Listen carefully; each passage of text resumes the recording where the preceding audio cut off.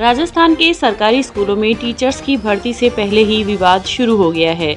मुख्यमंत्री अशोक गहलोत ने प्रदेश में 46,500 पदों पर भर्ती की स्वीकृति जारी की थी। उन्होंने लेवल फर्स्ट में 6,000 पद बढ़ाकर 21,000 पदों पर भर्ती की घोषणा की। वहीं लेवल 2 में 6,000 पद घटाकर 25,500 पदों पर ही भर्ती करने का फैसला किया है, जिसके बाद सड़क से लेकर सोशल मीडिया तक मुख्यमंत्री के फैसले का विरोध शुरू हो गया है। वहीं देश भर में राजस्थान के युवाओं की लेवल सेकंड के पद पर 32,000 करोड़ की मांग ट्रेंड करने लगी है। लेवल सेकंड की तैयारी कर रहे अभ्यर्थियों ने बताया कि 2021 की परीक्षा में उनका सिलेक्शन हो गया था, लेकिन आखिरी वक्त में सरकार ने पेपर रद्द कर दिया। वहीं इस बार भी परीक्षा से 3 महीने पहले सरकार ने 6,000 पद घटाकर लाखों युवाओं की उम्मीदों को कमजोर कर दिया है, जबकि लेवल सेकंड में 15,000 पद पुरानी भर्ती प्रक्रिया के शामिल थे। इसलिए सरकार को फिर से लेवल 2 के पदों को बढ़ाकर 32,000 करना चाहिए। माननीय मुख्यमंत्री महोदय जी, हमारे जो 60,000 पदों की भर्ती की बात हुई थी, अब वो उसको घटा दिया है। अब 10,000 और 40,000 तक और वापस करें। हमारे साथ विश्वासघात किया गया है और वापस हमने आपसे निवेदन है कि हमारे पदों की भर्ती वापस की जाए।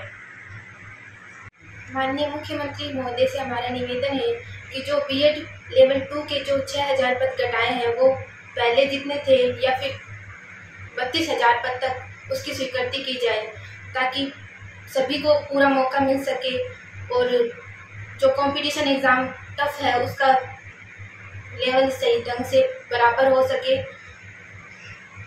जैसे निवेदन है कि बीएडधारी लेवल 2 की मांग पूरी की जाए। माननीय मुख्यमंत्री जी, आपने जो हमारे सेकेंड लेवल के जो पद आपने घटाए हैं वो वापस बढ़ाए, क्योंकि जो पद घटाए हैं उससे देखो पहले भी हमारे पदों पर भर्ती हो नहीं पाई थी और अब भी आप पद घटा रहे हो, तो ये हमारे भविष्य के साथ खिलवाड़ अच्छा नहीं है। जो आप कर रहे हो वो सही बात नहीं है। आपने पहले भी हमें सेकेंड लेवल में जो हम सेकेंड लेवल के हमको आपने फर्स्ट लेवल में भर्ती के लिए कहा था कि आप फॉर्म भरवा दो, फिर आपने फॉर्म में जो कोर्ट के आदेश से रद्द करवा दिए थे। ये भी बहुत निर्दयनीय बात निर्दयी था हमारे लिए, ये आपने अच्छा नहीं किया। आप हमारे पद बढ़ाए। आपसे हमारा ये निवेदन है कि हमारे भविष्य के साथ बार बार खिलवाड़ ना किया जाए। Thank you. प्रदेश में होने वाली रीट भर्ती जो है उसमें सेकंड लेवल के पदों में 6,000 पद घटाए गए हैं। माननीय मुख्यमंत्री महोदय द्वारा ये बीएड डिग्रीधारी विद्यार्थियों के खिलाफ एक जो 6,000 पद घटाने का जो ये मामला रखा है वो विद्यार्थियों के हित में नहीं है। यहाँ पहले 31,500 पदों पर बीएडधारी जो लेवल 2 से संबंध रखते हैं बैठने वाले थे। यदि यहाँ पर पदों की संख्या कम की जाती है तो पहले भी कंपटीशन बहुत ज़्यादा टफ था, जिसमें प्रति कैंडिडेट के पीछे 23 कैंडिडेट के पीछे एक कैंडिडेट है 19 कैंडिडेट के पीछे एक कैंडिडेट है वो चुना जाना था। जो अभी यदि पद घटाए जाते हैं 6,000 पद घट करके आते हैं तो वो 23 कैंडिडेट के पीछे एक कैंडिडेट है वो सिलेक्ट होगा। बीएड धारियों के साथ बहुत दफ़ा खिलवाड़ किया गया है। 2018 के बाद 2021 में पहली भर्ती आई थी, जिसको सही ढंग से सुचारू रूप से क्रियान्वित नहीं किया जा सका। 2021 में पेपर आउट हो चुका था। बीएड धारियों वाला जो पेपर है सेकेंड लेवल का पेपर है उसको रद्द माना गया, जबकि विभिन्न प्रकार की जांचों में लेवल फर्स्ट भी रद्द पाया गया था। लेकिन माननीय मुख्यमंत्री महोदय द्वारा ये जो कार्य किया जा रहा है 6,000 पदों को घटाने का, ये कभी भी छात्र हित में नहीं है। मैं सरकार से मांग करता हूँ कि बीएड लेवल 2 में बैठने वाले विद्यार्थियों के पदों में कम से कम 10,000 और पदों की बढ़ोतरी की जाए, जिससे विद्यार्थियों को मौका मिल सके और वो अपना चयन निश्चित रूप से करवा सकें। धन्यवाद।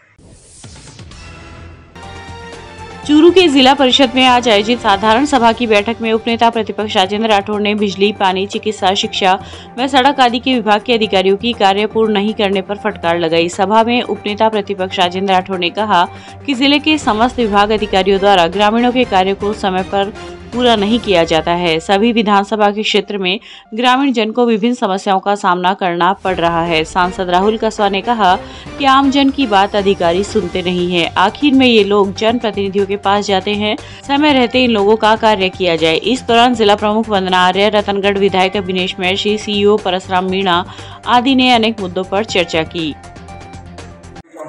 लिया है अपने आप, इस हिसाब आपने कर दिया है। अभी भी रेक्टिफिकेशन हो सकता है, जहाँ जहाँ आपने पानी की हाँ भर दी।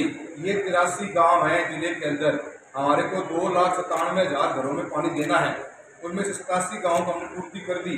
वो मेंबर को, सरपंच को, एमएलए और एमपी को पता लगना चाहिए ताकि क्रॉस चेक हो सके। अब पानी का बड़ा मामला है, तो मेरे तो 2-3 निकलो, एक तो जोड़ी का देख सका, मैंने बताया जोड़ी का ट्यूबवेल का कनेक्शन 6 महीने से नहीं किया, ठीक है, पर हमने 144 गाँव में कितने कनेक्शन कर दिए और उनको पानी दे दिया। अभी तो आप पाइपलाइन डाल दो, फिर आप घरों में कनेक्शन दोगे तो उस सड़क को दोबारा तोड़ोगे, तो काय का मजाक करो सर।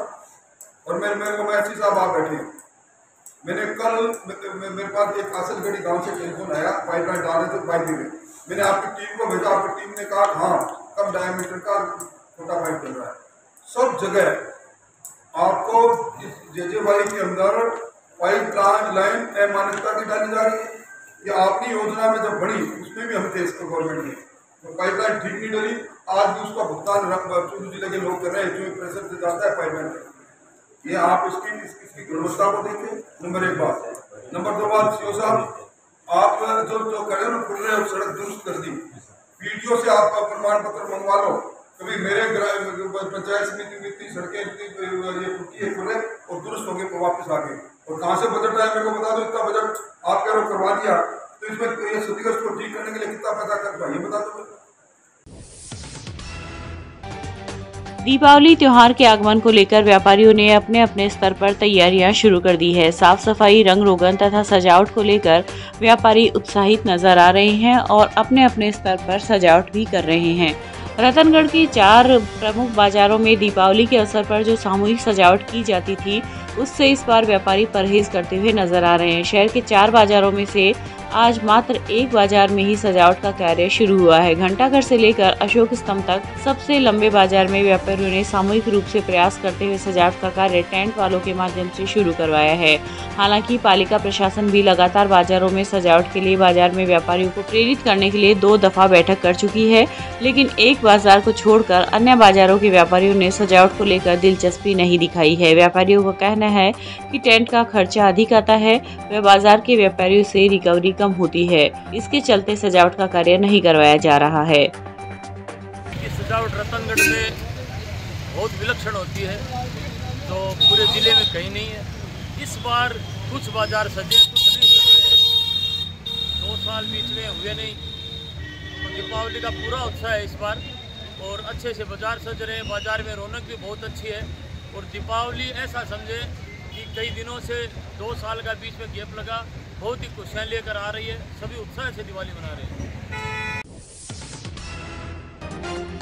सरदार शहर थाने में आज एसडीएम विजेंद्र सिंह की अध्यक्षता में शांति समिति की बैठक आयोजित की गई। बैठक में पालिका अध्यक्ष राजकरण चौधरी, अधिशासी अधिकारी प्रमोद कुमार जांगे, डीवाईएसपी नरेंद्र शर्मा व सीआई सतपाल बिश्नोई ने व्यापारियों और शांति समिति के सदस्यों से आगामी त्योहार को लेकर विशेष चर्चा की।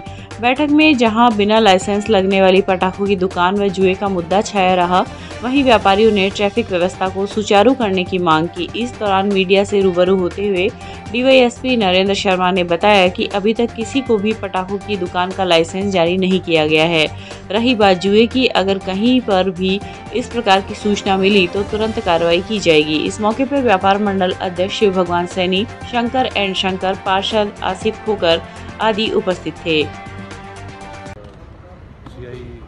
सरदार शहर चेयरमैन साहब और सभी सीएलजी के सदस्य उपस्थित थे, व्यापार मंडल के सभी अध्यक्ष उपस्थित थे।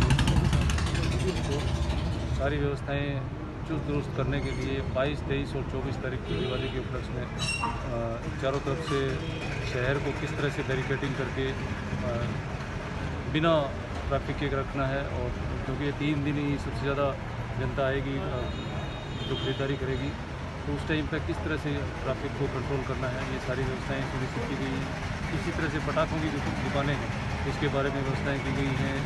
बिजली की व्यवस्थाएं हैं, बिजली आईएन साहब उपस्थित थे, उनको बताया गया कि कटौती भी नहीं हो, और सभी दुकानदारों को और सभी व्यापारियों को ये हिदायत दी गई है कि अपने यहाँ पर बिजली से शॉर्ट सर्किट वगैरह से सुनिश्चित करें कि इस तरह कोई बेतरतीब कोई व्यवस्था नहीं हो। जैसी बात कितनी दुकानों को सर इस बार पटाखों की लाइसेंस जारी की? ऐसा कोई लाइसेंस हमारे पास में नहीं है। और जैसे आए उस हिसाब से सर शहर में भी इसमें मेरे पास कोई भी सूचना नहीं है कि गन्नी मंडी कहाँ चल रही है, कैसे है, और अभी आप लोग सभी लोगों से आग्रह है इसी प्रकार आपको सूचना मिलती है, मेरे को डायरेक्ट बताए, हम कार्रवाई करेंगे। राज्य स्तरीय सम्मान समारोह में शिक्षा भूषण सम्मान से सम्मानित ज्योतराज वैद एवं जिला स्तर पर भामाशाह प्रेरक पुरस्कार से सम्मानित अमिताभ वैद का बुधवार की शाम रतनगढ़ के 13 पंथ भवन में विभिन्न संस्थाओं के द्वारा अभिनंदन किया गया। विधायक अभिनेश महर्षि के मुख्य आतिथ्य में कार्यक्रम की अध्यक्षता पालिका अध्यक्ष अर्चना सारस्वत ने की। दीप प्रज्वलन से शुरू हुए कार्यक्रम में शहर की 41 संस्थाओं द्वारा वैद का अभिनंदन किया गया। इस दौरान विधायक ने कहा कि शिक्षण संस्थाओं को आवश्यक संसाधन उपलब्ध करवाकर सुदृढ़ बनाने में भामाशाहों द्वारा किया गया योगदान अतुलनीय है। पालिका अध्यक्ष सारस्वत ने वैद दंपत्ति को उल्लेखनीय कार्य करने पर प्राप्त सम्मान के लिए बधाई दी। कार्यक्रम में पूर्व पालिका अध्यक्ष संतोष कुमार इंदौरिया, डीवाईएसपी हिमांशु शर्मा, तहसीलदार बजरंगलाल आदि उपस्थित थे। चूरू के पुराना बस स्टैंड से अस्पताल तक जाने का रास्ता व नगर परिषद को जोड़ने वाली सड़क, जहां शहर व ग्रामीण क्षेत्रों के लोगों का आवागमन बहुत ज्यादा रहता है, उस सड़क पर जमा गंदे पानी की निकासी के लिए आज मोहल्ले वासियों व दुकानदारों ने प्रशासन के खिलाफ विरोध प्रदर्शन किया। मुख्य मार्ग से स्कूली बच्चे, महिलाएं व बुजुर्ग सभी का आना जाना रहता है, लेकिन प्रशासन को कई बार चेताने के बाद भी प्रशासन इसकी कोई सुध बुध नहीं ले रहा है। दूसरी तरफ नगर परिषद दीपावली के अवसर पर चूरू में साफ सफाई डेकोरेशन के लिए व्यवस्था करने की बात कह रही है, लेकिन काम करने में इनकी कोई दिलचस्पी नहीं रहती है। नगर परिषद और प्रशासन की लापरवाही की वजह देख रहे हो, सामने आपके पिछले 7-8 दिनों से जल भराव की समस्या यहाँ पर बनी हुई है। तो प्रशासन को, नगर परिषद को बार बार चेता दिया है, चेताने पर भी नगर परिषद और प्रशासन कोई एक्शन नहीं ले रहा है। तो इस वजह से आज हमने इस मोहल्ले वासियों ने और हमने दुकानदारों ने सबने मिलकर इस रास्ते को आज जाम कर दिया है। पानी की समस्या जब तक नहीं मिटेगी तब तक ये जाम ऐसे लगा रहेगा। आपका नाम? अजय तंवर। रतनगढ़ की पूजा मार्केट में आगजनी की घटना के बाद विधायक अभिनेश महर्षि आज मौके पर पहुंचे तथा व्यापारी के हुए नुकसान का जायजा लेकर पूरी घटना की जानकारी ली। आगजनी की घटना को लेकर व्यापारियों ने बताया कि पूजा मार्केट में 11,000 केवी की लाइन ऊपर से गुजरने से कभी भी जान माल का नुकसान हो सकता है और इसी के कारण गारमेंट्स की शॉप में भी 2 दिन पूर्व आगजनी की घटना में व्यापारी कमल राकाउट को लाखों रुपए का आर्थिक नुकसान उठाना पड़ा। ऐसी घटनाओं की पुनरावृत्ति रोकने के लिए व्यापारियों ने विधायक से उक्त लाइन को भूमिगत डलवाने की मांग की, जिस पर विधायक ने जोधपुर डिस्कॉम के सहायक अभियंता नरसिलाल मीणा एवं कनिष्ठ अभियंता को मौके पर बुलाकर पूरे बाजार की बिजली लाइन का सर्वे करवाकर भूमिगत लाइन डालने में लगने वाले खर्च का तकनीमा बनाकर बिजली लाइन भूमिगत करने के निर्देश दिए। विधायक ने लाइन को जमींदोज करने के लिए विधायक कोष से 11,39,715 रुपए की राशि स्वीकृत करने की अभिशंसा की है। मार्केट में पिछले दिनों आगजनी के कारण भारी नुकसान हुआ। कमल स्वामी जी की दुकान जलकर स्वाह हो गई। मैंने बिजली विभाग के अधिकारियों को बार बार आगाह किया था और ये कहा था कि ये तार जो है खुले तार है, ये खंभे झुके हुए हैं, कभी भी कोई बहुत बड़ा हादसा हो सकता है। तार आपस में टकरा जाते हैं, उससे उत्पन्न करंट के कारण शॉर्ट सर्किट हो गया और ये दुकान जल करके राख हो गई। मैंने बिजली विभाग के अधिकारियों को बार बार आगाह करने के बाद में भी उनके कान पर सुनी नहीं, लिहाजा ये बड़ा हादसा हुआ। उनको पहले मेरे कोटे से लाइन को अंडरग्राउंड कराने के लिए भी मैंने लिख करके दिया था, उसके ऊपर कोई कार्रवाई नहीं हुई। आज बिजली विभाग के अधिकारियों को व्यापारियों के सामने बुलाकर एईएन और जेईएन को उनको डांट भी लगाई है इस बात के लिए कि इतना बड़ा हादसा हो गया, जनहानि होगी, और भी बड़ा हादसा हो सकता था। अब उन्होंने ये आश्वासन दिया है कि हम इसको जल्दी से जल्दी तुरंत प्रभाव से इसको लाइन को अंडरग्राउंड करा देंगे। मैंने इन लाइनों को अंडरग्राउंड कराने के लिए मेरे विधायक कोटे से जितना भी पैसा लगे वो कोटा देना स्वीकार करके और उनको लिखा है कि तुरंत प्रभाव से तकदीना बना करके और कोटा में जारी कर दूंगा, उसके बाद में ये तुरंत प्रभाव से कर देंगे। यही बात कही। यदि ये काम नहीं होगा या इसके अंदर डिले होगी तो बिजली विभाग के अधिकारियों को भी नहीं बख्शा जाएगा। आने वाले समय के अंदर इस तरह की और कोई हादसा नहीं हो जाए, इस बात के लिए मैंने उनको कहा है।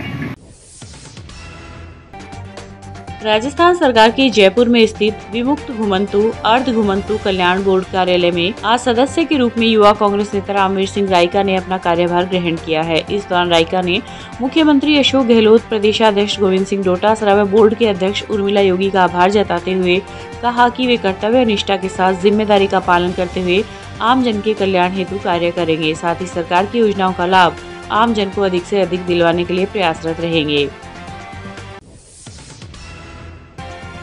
रतनगढ़ में 12 नवंबर को आयोजित राष्ट्रीय लोक अदालत की सफलता को लेकर कवायद जारी है। इस संबंध में आज अपर मुख्य न्यायिक मजिस्ट्रेट कन्हैयालाल पारीक की अध्यक्षता में राजस्व अधिकारियों के साथ बैठक का आयोजन किया गया। उक्त बैठक में राजस्व अधिकारियों को आगामी लोक अदालत में अधिक से अधिक प्रकरणों के निस्तारण एवं ग्राम स्तर पर डोर स्टेप प्री काउंसलिंग करने के निर्देश प्रदान किए गए। बैठक में एसडीएम अभिलाषा, तहसीलदार बजरंग लाल, बीडीओ दुर्गाराम पारीक आदि उपस्थित थे।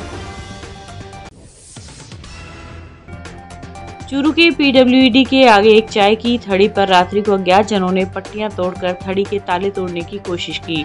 थड़ी मालिक मनीष शर्मा ने बताया कि बीती रात को 7 बजे वह थड़ी बंद करके घर चला गया था। थड़ी के पास झुग्गी झोपड़ी में रहने वालों ने सुबह 7 बजे उससे फोन करके बताया कि उस थड़ी के आगे की पट्टियों को तोड़ दिया गया है। साथ ही थड़ी के ताले तोड़ने की कोशिश भी की गई है। घटना का मामला कोतवाली थाने में दर्ज करवाया गया है। तो शाम को जब मैं घर गया उसके बाद में और ये जो दुकान की पट्टियां हैं ये तोड़ी गई और तालों को भी नुकसान करने का प्रयास किया गया। लेकिन पास में जो रहते हैं झुग्गी झोपड़ियों वालों ने उन्होंने फ़ोन किया और उन्होंने ये कहा कि आपकी दुकान की जो पट्टियां हैं और वो उनको नुकसान पहुंचाया गया है। तो मैं सुबह जब आया मौका देखा तो मैं ये दोनों पट्टियां और ये दुकान के तालों के साथ छेड़छाड़ की गई और मेरी दुकान जो है वो पीडब्ल्यूडी के पास में है, चाय की और उनकी दुकान है और इसमें बहुत ज़्यादा नुकसान हुआ है। और ये जो है शेखावत कॉलोनी के पास में मौसम विभाग के पास में दुकान है।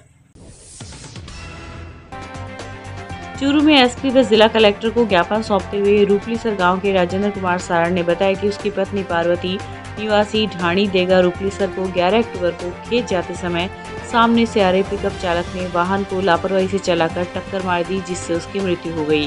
वहीं अभियुक्त वाहन छोड़कर फरार हो गया। ज्ञापन में मामले की निष्पक्ष जांच करवाकर न्याय दिलवाने की मांग की गई है। इस मौके पर आरएलपी जिलाध्यक्ष मदन ढाका, पूर्व सरपंच तुगनाराम, सरपंच श्यामलाल आदि उपस्थित थे।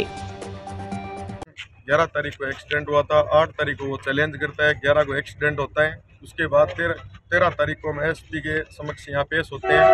एसपी साहब लिख के दे देते हैं। उसके बाद हमारे आज तक कोई कार्रवाई नहीं कर रहे। किस चीज़ का मामला है? ये पिकअप से कुचल कर मार दिया गया मेरी पत्नी को। वहाँ पे सरदार शहर तहसील में ढाणी देगा गाँव है हमारा। वो खेत जा रही थी। 3 दिन पहले वो धमकी देता है कि अगर भैंस के लगी तो उसने बोला ध्यान से चलो, तो वो बोली कि पिकअप वाला बोलता है ड्राइवर की मतलब अगर तुम आगे आए तो तुम्हें भी मार दूंगा। और वो 11 तारीख को इस घटना को अंजाम दे देता है। वहाँ से आराम से फरार हो जाता है। सरदार शहर पुलिस थाने में हमने तो किसी ने वो वैसे लिख के दी नहीं, उन्होंने ही चाचा से साइन करवाया कि साइन कर दो, आपको डेड बॉडी दे देते हैं। फिर 13 तारीख तक कुछ नहीं हुआ तो हम यहाँ एसपी साहब के यहाँ पेश हुए तो उन्होंने भी कोई इस मामले को संज्ञान में नहीं लिया। ना अभी तक हमारे आज 8 दिन हो गए किसी की कोई यहाँ सूचना दी। हम न्याय चाहते हैं सर।